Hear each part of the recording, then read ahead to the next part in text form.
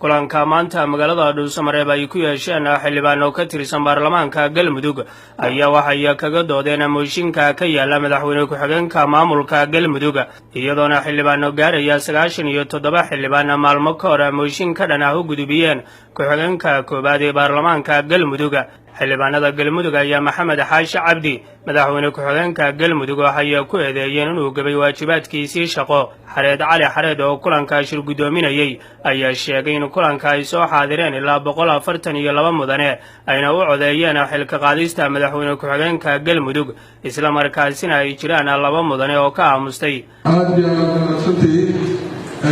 sidaas iyo maamulka kayfi hore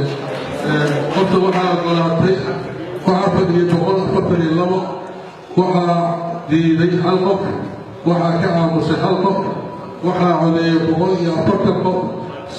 ayaa ka dhaatay xilka sidaas ugu waayay Galmudug sida sharciga insha Allah taala waxaan doonaynaa in waqtiga isaga kulay waa صدر شكله يوصل للتغيير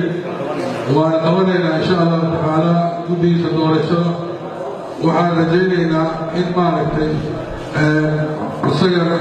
عن دي الله مالك عن كل يدورشة وقبلنا قرص وكل دورنا xaaladaha siyaasadeed ee ka jira maamulka Galmudug ayaa sii xoogaysanaya kadib markii ay laba u kala qaybsameen madaxda maamulka Galmudug